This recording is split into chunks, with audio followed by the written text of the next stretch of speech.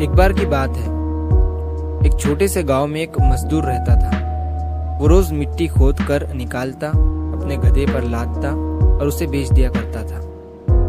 तो एक बार जब वो मजदूर मिट्टी खोद रहा था, तो मिट्टी खोदते खोदते उसे उस मिट्टी में से एक कीमती हीरा मिलता है। लेकिन उस मजदूर को नहीं पता था कि वो बहुत ही कीमती हीरा है। तो उसने उस हीरे को अपने गधे के गले में बांध दिया। एक दिन जब वो गांव से अपने गधे को लेकर जा रहा था, तो एक सेठ जी थे उसी गांव के, जो उसी गांव में एक छोटी सी किराने की दुकान चलाते थे।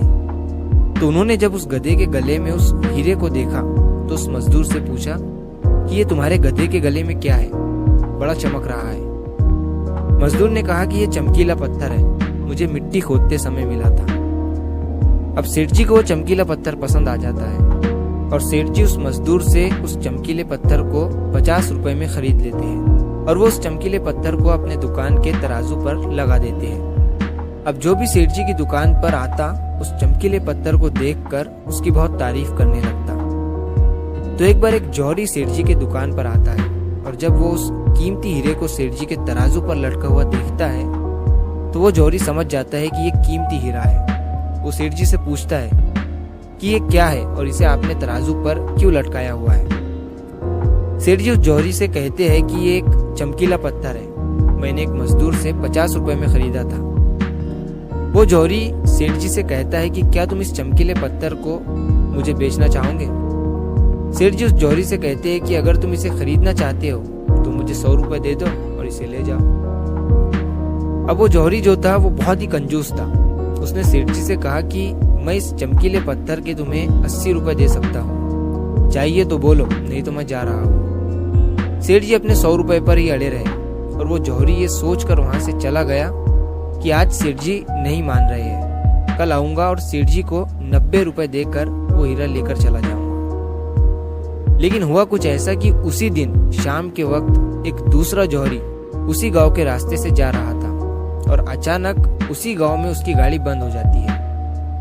जब तक ड्राइवर गाड़ी को रिपेयर कर रहा होता है, वो जौहरी सेठ जी की दुकान पर कुछ लेने के लिए जाता है और जब वो उस हीरे को तराजू पर लटका हुआ देखता है, तो वो सेठ जी से उसे खरीदने के बारे में पूछता है। सेठ जी भी उसे वही कहते हैं कि 50 में लिया था, आपको 100 रुपए में दे दूंगा।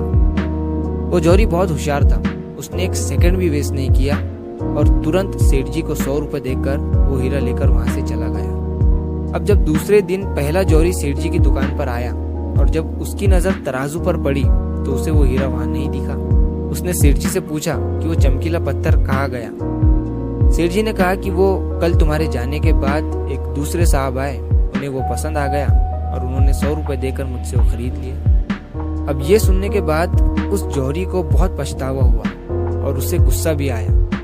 तो उसने गुस्से में सेठ जी से कहा कि तुम कितने बड़े बेवकूफ हो, वो कोई चमकीला पत्थर नहीं था, बल्कि वो बेशकीमती हीरा था और तुमने उसे 100 रुपए में ही दे दिया। अब ये सुनने के बाद सेठ जी ने उस जौहरी से कहा कि साहब, ऐसा है कि मुझे तो पता नहीं था कि वो बेशकीमती हीरा है और आपको ये पता होने के बावजूद भी आप कल मुझसे 20 रुपए के लिए झिकझिक कर रहे थे। तो मुझसे बड़े बेवकूफ तो आप हैं, जिन्होंने 20 रुपए के लिए एक कीमती हीरा खो दिया। दोस्तों, इस कहानी से हमें 3 बहुत बड़ी सीखें मिलती है।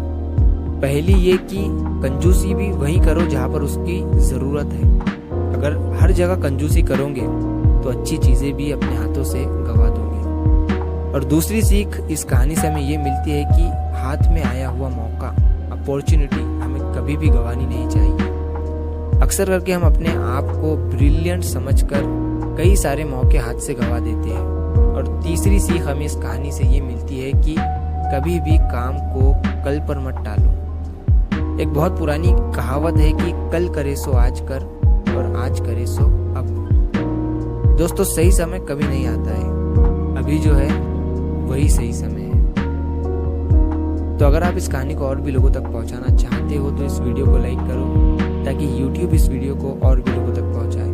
और अगर कहानी अच्छी लगी हो तो हमारे चैनल को सब्सक्राइब जरूर करिए। मिलता हूँ मैं अगली बार इसी तरह की कहानी के साथ। तो सब्र करो, शुक्र करो और जिंदगी में आगे बढ़ो।